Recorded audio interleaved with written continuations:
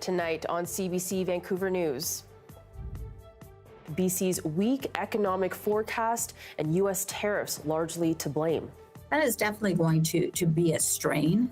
How pressure on the province's forestry industry is stifling the growth and what sectors are helping to offset the impact. And the massive increase in costs it takes to keep our people safe and our products protected have just become unsustainable. London Drugs closing down in the downtown east side due to costs and safety concerns, the impact on residents. Plus, we dreamt this up almost literally on a napkin at a conference. Pioneering 3D printing technology to better target gynecological cancers. How doctors in Kelowna are doing just that. This is CBC Vancouver News.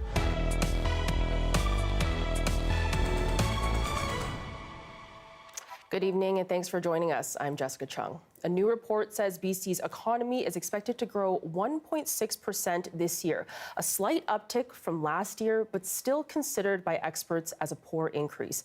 As Tanushi Bhatnagar reports, it is due in part to pressures on the province's forestry sector. It's forecasted to be a weak year for BC's GDP growth. Tax and audit firm Deloitte predicts the province's economy will increase by only 1.6% in 2026. That's low compared to some other provinces. One factor significantly affecting it: Forestry industry, that is under significant pressure. 45% tariffs levied on softwood lumber imports by the U.S. That is definitely going to be a strain in terms of the ability of BC's economy to grow. On top of that, the industry has taken massive hits, including a major beetle infestation, wildfires, and a shrinking timber supply. And in the last few years, a wave of mill closures. Together, that's caused thousands of job losses across BC. These are real people. These are families who are being impacted, and it's putting all kinds of strain on our society. When these jobs get cut back, the multiple effect ripple through our society is quite significant.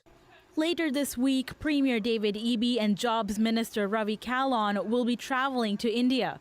Kahlon says it's a trip to expand international trade partners beyond the U.S. The reality of having duties 40 to 55% on every single product that goes to the U.S.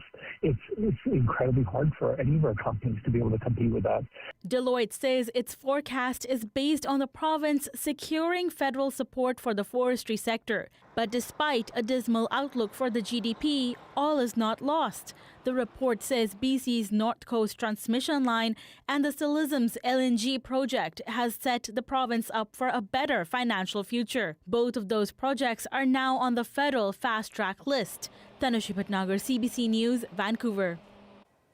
One of BC's biggest retailers says years of ongoing theft and safety issues are forcing it to close one of its stores.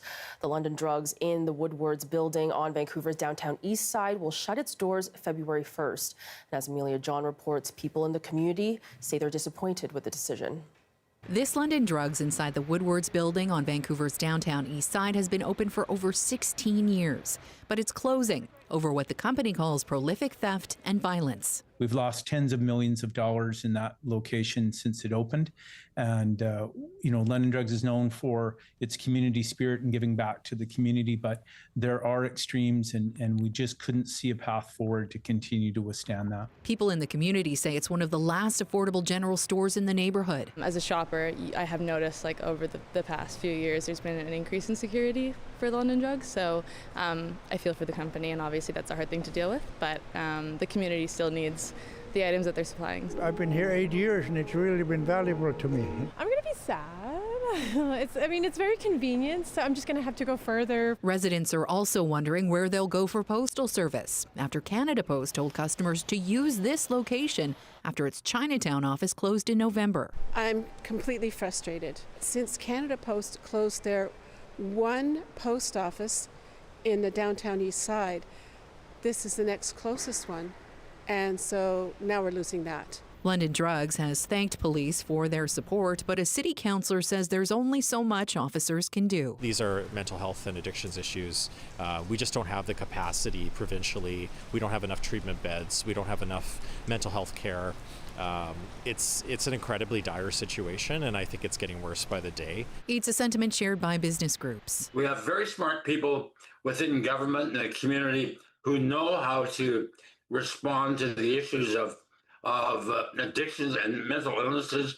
We've got to stop arguing and get on with building the infrastructure. London Drugs says the Woodward's closure is effective February 1st, and its 90 or so employees will be offered jobs at other locations. Amelia John, CBC News, Vancouver. A cidery in Nanaimo is pushing back against BC assessment after a small section of its farmland was reclassified as light industrial. Now, owners say they're facing zoning ambiguity and a dramatic increase in taxes, exposing a need for more clarity. Claire Palmer has more. This is Big Bank Cidery. Owner Colin Rombo says it was a dream come true to purchase the farm in 2019 and then open a farm-to-table cidery in the summer of 2024. Now, Rombo says it's become a headache. He says he often has to liaise between multiple branches of government, none of which can agree on how to classify his property. The most recent BC assessment notice was the cherry on top, when a building used for processing cider was reclassified as light industrial use. There's no economic viable way where I can produce and sell apples and have the farm even break even. There's no world where that happens. To be a farmer, have to be able to sell my cider. 2025 was the first full year he operated the cidery, which led to the reclassification of around 800 meters of land. He says that change will raise his taxes somewhere between 300 to 500%. But for him, the main problem is the legal gray area he feels he's in. Why is BC assessment just ignoring the legal reality that I have to operate under? The regional government has him zoned for agriculture, which doesn't allow for industrial use. The health authority considers him to be a food provider. How do I, as a business owner and as a farmer, navigate that? BC assessment says there are specific processes that need to be followed under BC's laws. So BC assessment takes a very focused and approach when it comes to classification, and we strive for equity. Primo says any building that makes alcohol has to fall into light industrial. Rombo says he's planning to appeal the change, and when he looks at the bigger picture, he says he just wants to see different branches of government talk and come up with common definitions so that he and other farm cideries and wineries aren't left confused. Claire Palmer, CBC News, Nanaimo. Police in both Delta and Surrey are hoping witnesses will come forward after 2 early morning shootings, both believed to be connected with ongoing extortion-related investigations. Now in Delta, officers were called to a home in the area of 84 Avenue and Brook Road at around 5 a.m. Multiple shots were fired at the house. And in Surrey, officers responded to reports of a shooting in the Newton area at 1:30 a.m.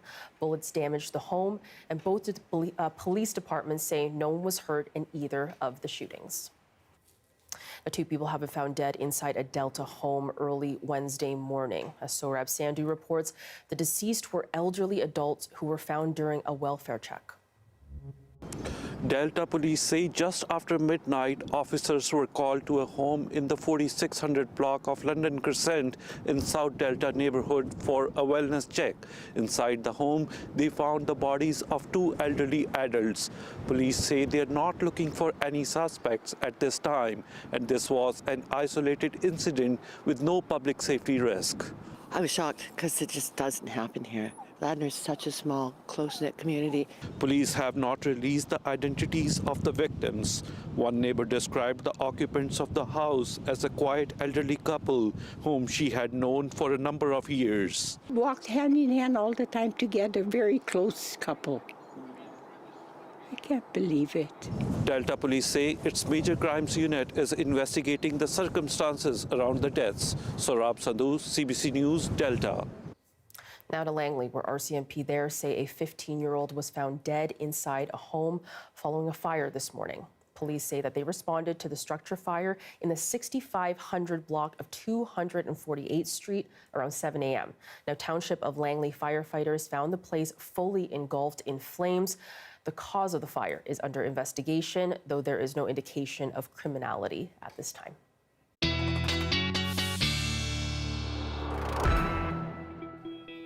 Now to our first look at weather with Darius Madavi. Okay, there was snow outside today in Vancouver, Darius. There was, and some of it even stuck on the ground, even close to sea level. Now, this is where you can see that moisture that's feeding in, and as you see that little circulation that's forming there, that's when that precipitation got more intense, and that allowed the rain to turn into snow here in Metro Vancouver, even at those lower elevations. So I saw lots of snow sticking up at SFU, some even at Queen Elizabeth Park. Here in Victoria, we also saw some hail this morning. So lots of busy weather happening that should continue to calm over the next 48 hours or so. But tomorrow, maybe another risk is some mixed precipitation in some areas. And we also have a snowfall warning up in place for inland sections of the North Coast. All right, thank you so much for that, Darius. We'll check back in with you later in the show. See you soon. All right, Filipino BC has announced that the 2026 Lapu-Lapu Day Festival in Vancouver will go ahead nearly a year after the devastating attack that killed 11 people and injured dozens more. Now, the organization says it recognizes the community's shared grief and notes the planning for this year's event in April has a focus on remembrance and healing. Now, the group says it will be working closely with the City of Vancouver, the province, and first responders to ensure safety measures are in place. The last memory of the event shouldn't be of the tragedy, but really, as a way to kind of move forward and grow stronger from it while, reflecting and honoring those that we lost. Filipino BC says full event details will be released later. It will take place the weekend of April 17th to 19th, a week before the attack's one-year mark. And a technology designed and implemented in Kelowna could soon be improving cancer treatment for women in other parts of BC. Using MRI imaging, a 3D printer makes customized applicators to deliver radiation therapy to cervical and other gynecological tumors. Now, as Kimberly Davidson reports, doctors in Kelowna say the technology is allowing them to deliver treatment with an unprecedented level of accuracy. The laser comes out, prints a layer, it raises, excess resin drips off, and the process repeats up to 10,000 times to make the object that we're printing. Dr. Deirdre Batchelor was instrumental in coming up with the idea to create 3D printed devices to customize radiation treatments for gynecological cancers.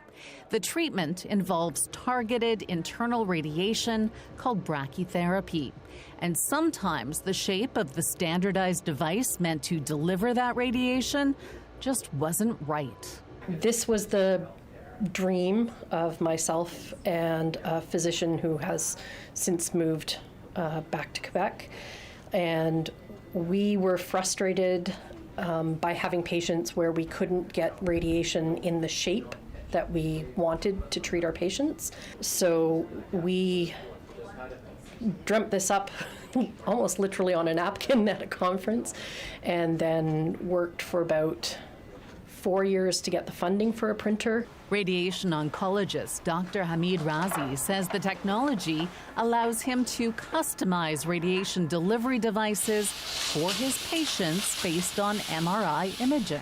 It is created based on the patient's anatomy. So what we do is that we create a template or an applicator, as we call it, based on the anatomy of the tumor and anatomy of the patient at the time of brachytherapy or the internal radiation.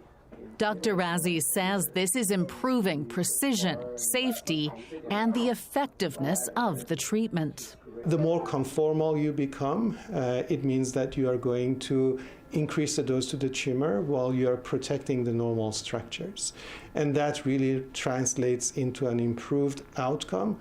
The next step is to bring this 3D printing technology to other brachytherapy centers in the province, in Abbotsford, Vancouver, and Victoria, meaning more patients can receive treatment closer to home. Kimberly Davidson, CBC News, Kelowna. Stakes are high as Mark Carney is set to travel to China next week. Will it be a turning point in the Canada-China relationship? That story after the break.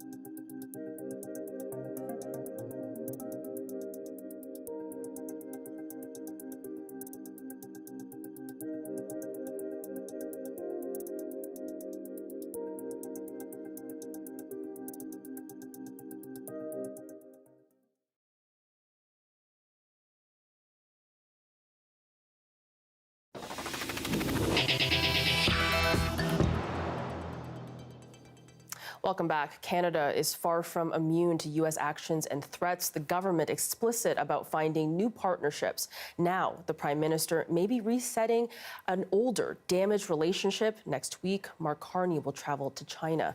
Tom Perry on what's at stake.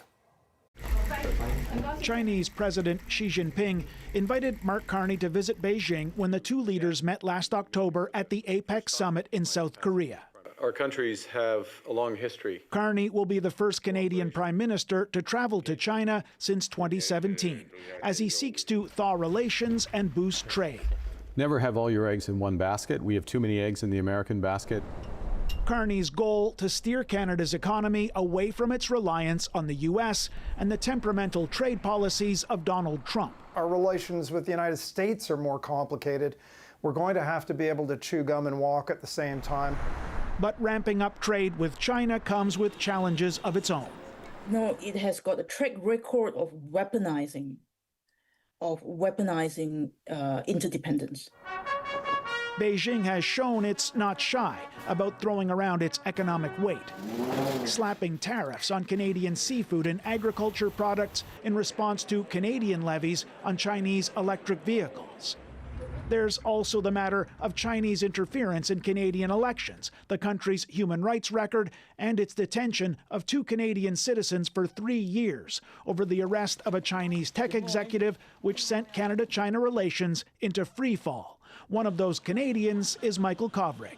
This is not about having a trusting relationship. I think it's about having strong guardrails and setting parameters for the limited areas in which mutually self-interested cooperation is possible.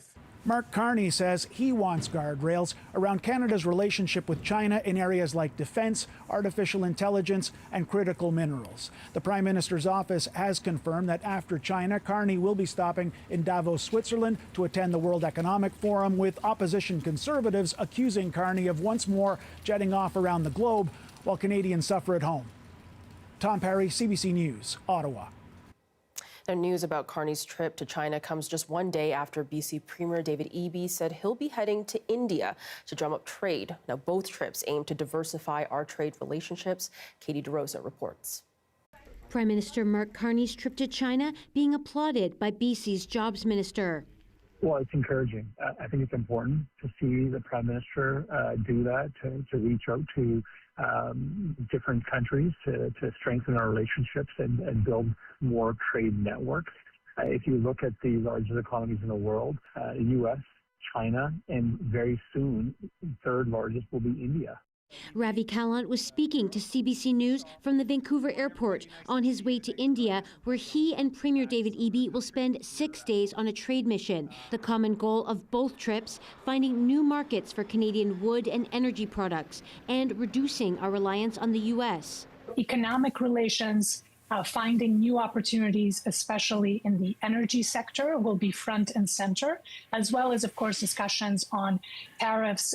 Canada's relationship with China and India has been frosty in recent years. With China, because of that country's years-long imprisonment of 2 Canadian citizens, and India because of Canadian intelligence findings of links between the government of India and the assassination of Hardeep Singh Nijjar outside a Gurdwara in Surrey. This former NDP MP and MLA, who was born in India, says the U.S. military actions in Venezuela and threats to annex Greenland has turned geopolitics on its head. Our economic survival and our sovereignty, I would say, is now dependent on us changing and developing new relationships. BC's Energy Minister says the province's burgeoning LNG industry is already shipping to customers in Asia, and there's only room for that to grow. That's something that obviously the Prime Minister is promoting and the Premier is promoting on their separate but really partnered trips. High expectations for both Carney and Eby to secure new trading links outside the U.S. Katie DeRosa, CBC News, Victoria. Wintry weather up at Grouse Mountain. Your full provincial forecast next.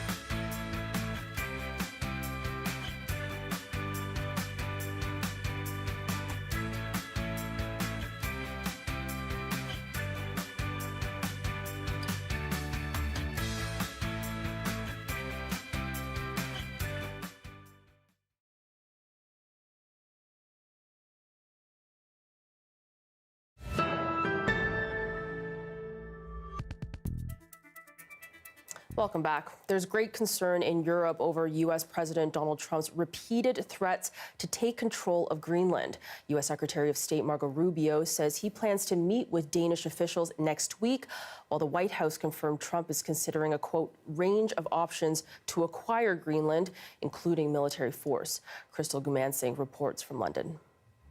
European leaders are looking to support Greenland and Denmark while avoiding any potential missteps that could widen the divide between themselves and the U.S. administration.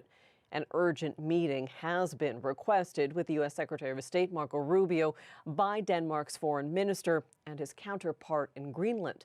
Meanwhile, today, a Greenlandic member of the Danish parliament said the threats by U.S. President Donald Trump to take Greenland for national security reasons are disrespectful.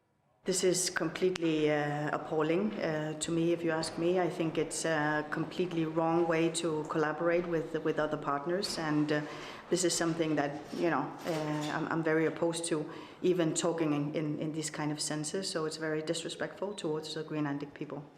The Danish Prime Minister went further Monday, saying any military action by the U.S. to seize Greenland would be the end of NATO. Denmark is a member giving protection to Greenland. So if the U.S. launched any sort of military action, it would be one NATO member attacking another. 5 European leaders and the UK released a statement yesterday saying they are determined to ensure Arctic security, as is the U.S., and that it should be done by NATO allies collectively. Any action taken by Europe could lead to criticism or worse from the U.S. president. He has on several occasions accused Europe of being weak and unable to protect itself, often citing defense investment levels among NATO countries. As for the threat of the U.S. invading Greenland, France's Foreign Minister Jean-Noël Barrot told French media that he spoke with Rubio on the phone Tuesday and that the U.S. Secretary of State ruled out an invasion. Barrot said France wants to take action in support of Denmark and Greenland, but wants to do something along with other European partners. The chair of the Foreign Affairs Committee of Finland's parliament said the issue should be raised by NATO. Crystal Gumansing, CBC News, London. Now, in the wake of the dramatic kidnapping of Venezuelan leader Nicolas Maduro, U.S. forces continue to seize ships. And as Katie Simpson shows us, Washington's plans for the country are more clear than ever. In short, it's all about the oil. In this grainy Homeland Security video, you see the moment U.S. forces seized a tanker in the Caribbean.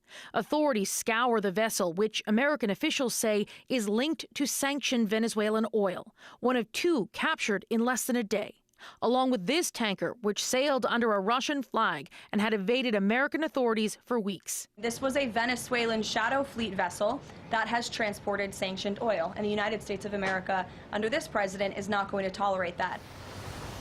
Russian officials called the seizure illegal, and the move could inflame tensions with Moscow. Let's hold in place, please. If the U.S. is concerned, Trump's team is not saying. Instead, they're publicly focused on their new Venezuela plan. Step 1 is the stabilization of the country. We don't want it descending into chaos.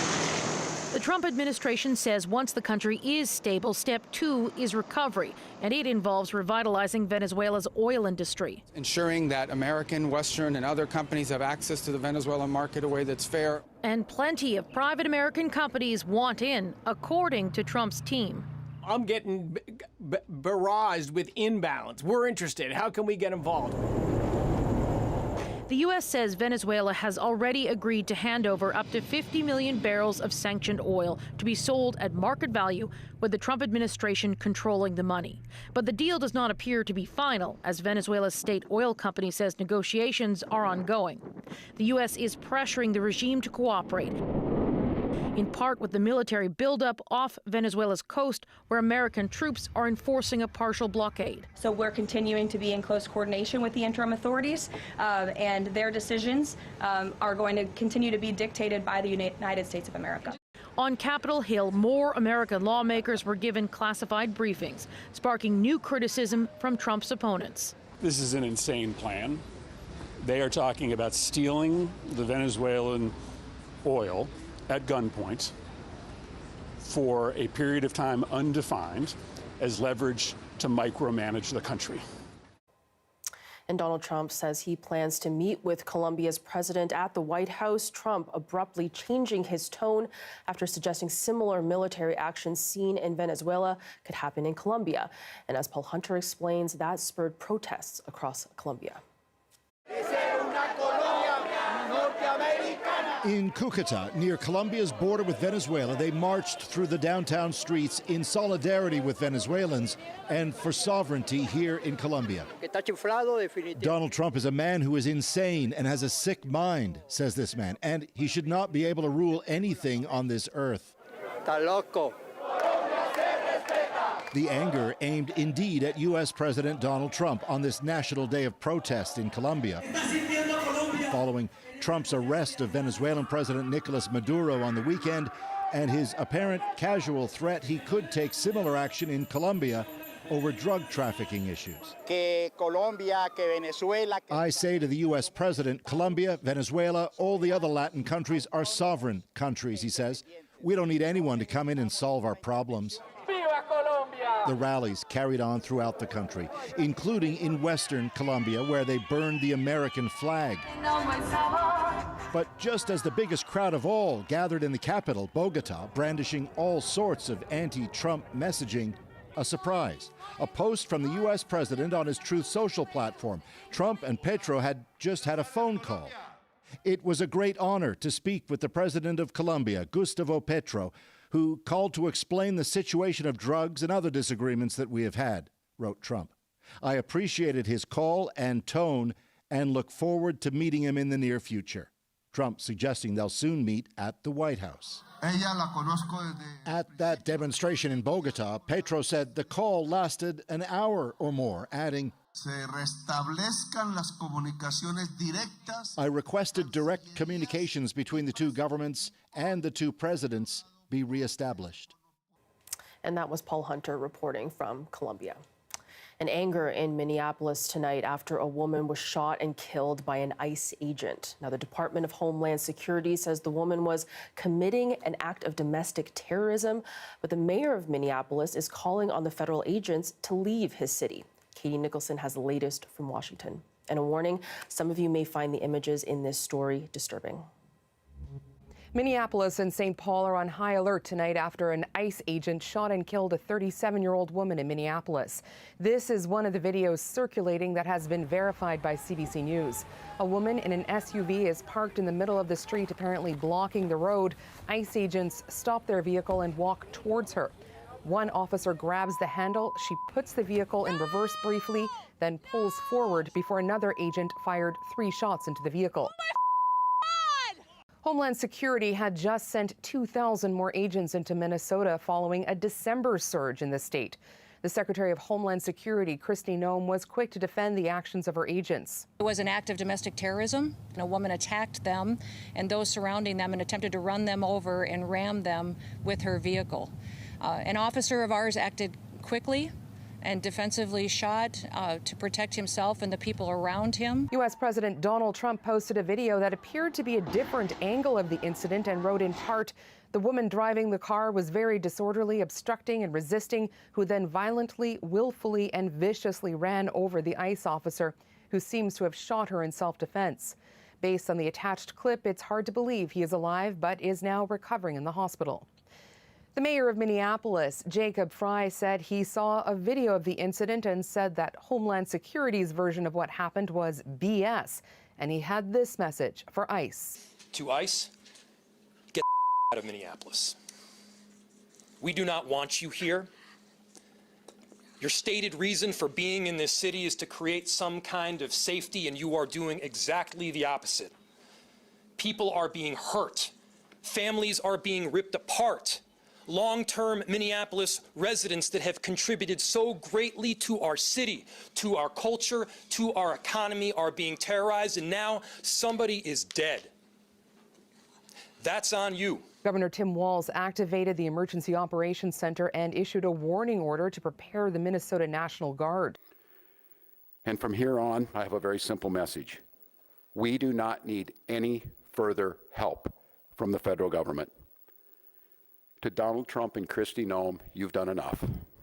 Walz told Minnesotans, "I feel your anger," but appealed for calm, saying they want a show, but, quote, "we can't give it to them." The shooting's being investigated by the FBI and the Minnesota Bureau of Criminal Apprehension. That agency will be looking into whether or not any state laws were broken. Katie Nicholson, CBC News, Washington.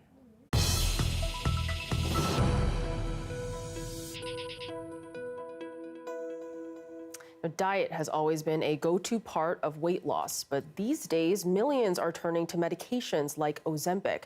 Now, new research shows that what happens when they eventually stop taking it. Jennifer LaGrassa shows just how fast the pounds could come back. Ozempic helped me lose 160 pounds. More people are slimming down from weight loss drugs. It makes such a difference. But research suggests about half of those taking GLP-1s will quit within 1 year. Sometimes they can't stay on medicine because they've lost coverage or access to the medication, or they have side effects. The whole period was a struggle. Heather White stopped taking Ozempic after about 7 months because of nausea and digestive issues. It just wasn't good enough for me to continue on with it. So what happens when you stop? New research in the British Medical Journal compared studies of people who stopped taking weight loss drugs with those who quit diet and exercise programs and were not on a GLP-1. These people were either overweight or obese. What we found particularly shocking was just how fast weight was regained after people stopped taking medication. On average, people who got off the meds regained just under a pound per month and were projected to return to their original weight within nearly 2 years. Certain health benefits like lower cholesterol and blood pressure levels were also reversed. People who stopped the lifestyle programs still regained weight, just at a slower rate. These weight loss medications are incredibly effective. If you're actually living with obesity and this works for you, you should stay on it long term, just like any other chronic medical condition. But the vast majority of the studies used in this research didn't track people for longer than 1 year. As for those like White, now trying a different weight loss drug, I want this to work. I do. Experts say more research is needed. Jennifer LaGrassa, CBC News, Toronto. Now, WestJet is under fire tonight after a video went viral showing a passenger struggling with limited legroom. Now, Julia Wong shows us the narrow seating configuration and the concerns it's raising. Dad, could you just straighten out your legs there? Impossible. This video of a tight squeeze for an Alberta family on a recent WestJet flight has gone viral, showcasing passenger legroom or a lack of it. You have to pay for the other leg. Amanda Schmidt shot the video of her 6-foot 3-inch tall father cramped into his non-reclining seat. If they're selling a seat for a human, it should fit a human. It's inhumane, basically, to make people travel like this. In an email, WestJet said the plane in the video is one of our newly reconfigured aircraft. Later responding on X, we understand that the reconfigured seating isn't ideal for everyone, and adding it's listening closely to feedback. Last month, WestJet paused the plan to install non-reclining seats on more planes after receiving negative feedback. Passengers have concerns. How can you sit like that for like a big long-haul flight? Like we're flying to the UK, so that would be pretty disastrous. It's terrible, really. If you want any sort of reasonable travel, you have to pay extra. One aviation expert says seats with reduced legroom are common in Europe, but less so in Canada, and thinks Ottawa should step in. There is no oversight, there is no governance, there is no regulation associated with the amount of space that customers are entitled to. Schmidt's father is also calling for change. The aviation authority should have some play in kind of standardizing the requirements or the minimum requirements. CBC News reached out to Transport Canada asking if legroom should be a passenger right. The department did not respond by our deadline. Julia Wong, CBC News, Edmonton. A new out-of-this-world discovery made by a team of researchers led by a UBC astrophysicist could change how early evolution after the Big Bang is viewed. More after the break.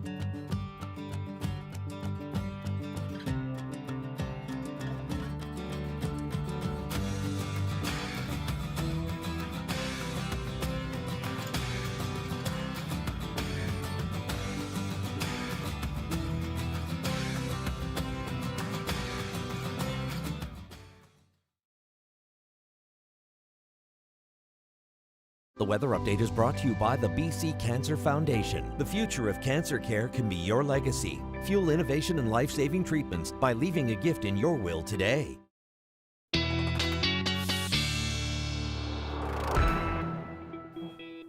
Darius Madavi joins us again now with his full weather forecast. Okay, Darius, we talked about the snow before, how we saw some come down here in Vancouver.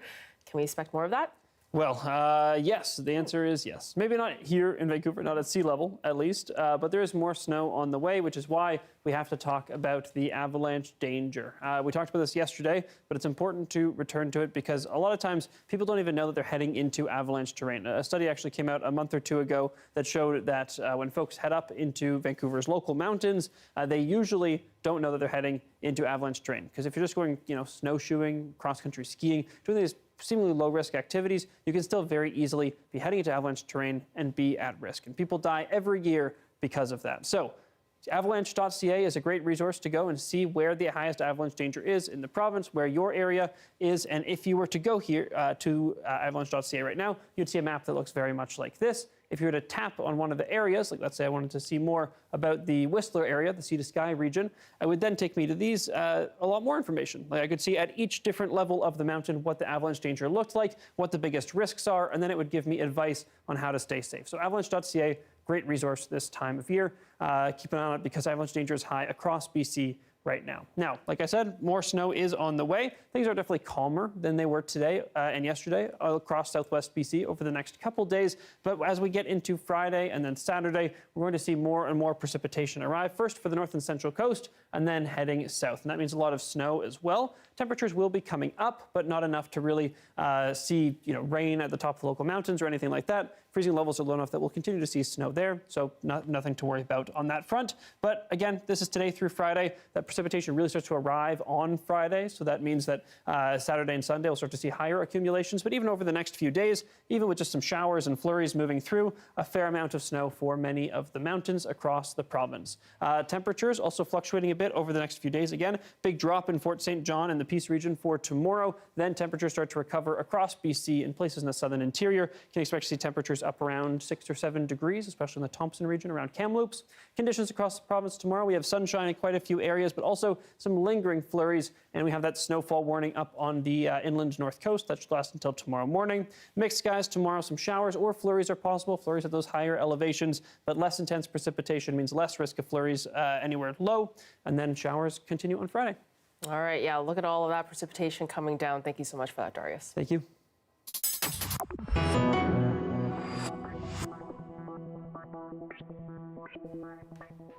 An international team of researchers have discovered something that could change the way we see the early universe. They discovered a young galaxy cluster producing gas 5 times hotter than astronomers thought possible. To get into why this is so exciting and what it even means, we're joined by UBC PhD candidate and lead author of the study, Daji Zhou.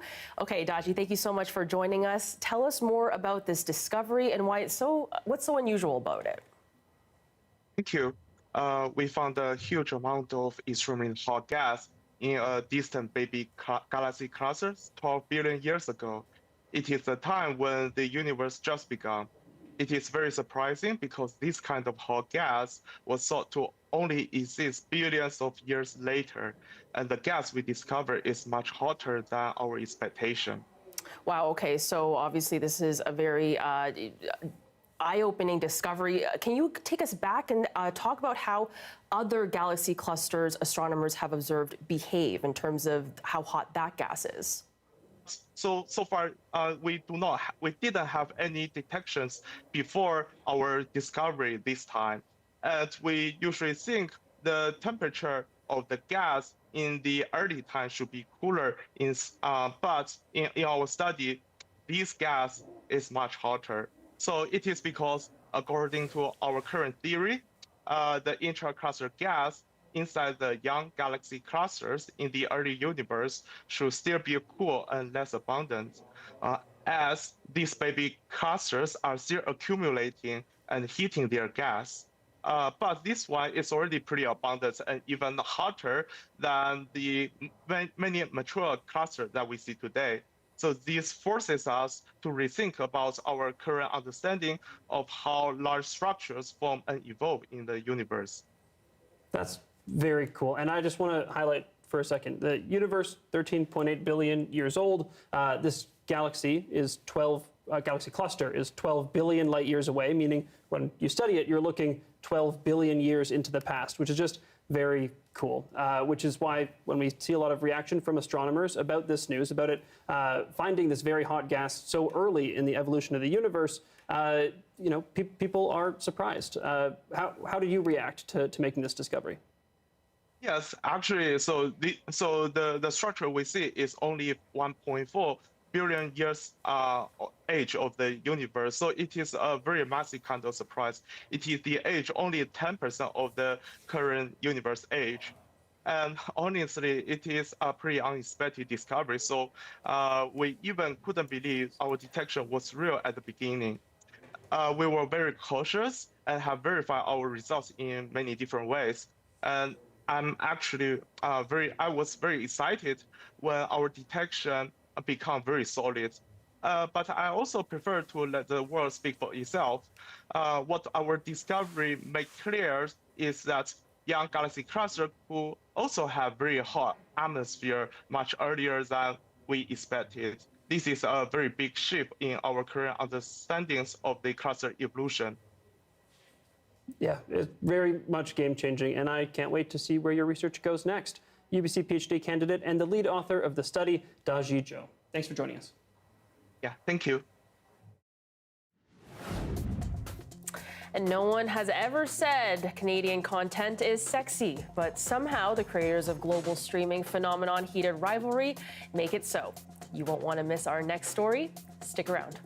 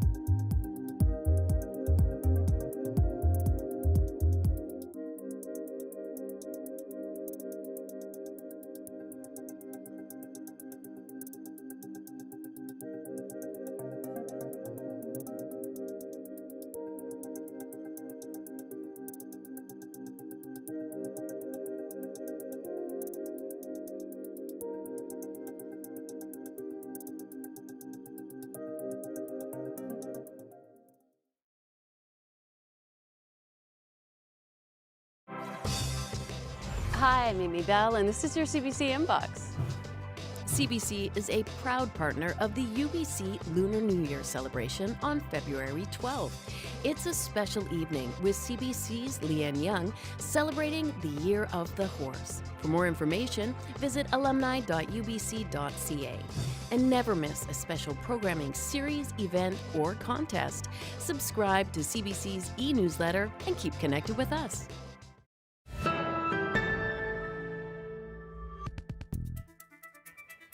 The breakout success, Heated Rivalry, is a Canadian TV hockey drama. It's also a global phenomenon, shattering streaming records on both Crave and HBO Max. Griffin Yeager now on whether it could usher in more investment in Canadian content. Canada's Shane Hollander and Russia's Ilya Rozanov. Forget breakout hit, Heated Rivalry is a full-blown cultural takeover. The Canadian show, based on the hit book about rival hockey players Ilya and Shane and their steamy off-ice romance, is shattering records. In its first week, the most watched Crave original debut ever. Episode 5 landed a perfect 10 out of 10 on IMDb, now tied with Breaking Bad for the highest rated TV episode of all time on the site. And in the US, it hit #1 on HBO Max. Its stars are everywhere: GQ covers, podcasts, late night couches, and award shows. Here's Connor's story at the Actor Award presentation on Wednesday. 8 months ago, I was literally waiting tables. How may I help you? We spoke to Robbie GK, who plays Kip, about the success. The attention that it's getting, I think, is beyond the scope of anything that anyone who, kind of sets out to make a Canadian production, especially Canadian television, could imagine. And that's the thing, it is so Canadian. Created by Jacob Tierney, who when shopping the project to major streamers, said he was asked to change the vision to fit a broader demo, but he refused and found a home at Crave. I hope that this is just another notch on the belt or something on the resume for Canadian filmmakers to be taken seriously. Following in the footsteps of Schitt's Creek and North of North, it proves that CanCon isn't a niche market, it's a global powerhouse. This is the Holy Grail. There's nothing else to say other than yay them and yay for us. The question now, will Heated Rivalry's success push for increased investment in Canadian content? The Canadian Media Fund gave $3.5 million to the project. I think this is a time for Canada to not necessarily replicate and duplicate what the US and the rest of the world wants. And it's a time for investment in culture, to allow more resources and money to fund these uniquely Canadian stories. So time will tell, but for now, all eyes are on the ice. The show already has been greenlit for season 2. Griffin Yeager, CBC News, Toronto. Have you watched the show? I have. I really enjoyed it. What about you? I haven't watched it yet. No. All right. Well, put it on your recommend list. But yeah, one of the stars on there too, Hudson Williams, Kamloops native. So guy from BC. All right. Lots of Canadian talent on there. I got to watch it. Yeah, you do. Thanks for being with us tonight. You can watch this newscast on CBC Gem, YouTube, and our website. And I'll have your next local news at 11 o'clock right after the National. Have a great night. See you then.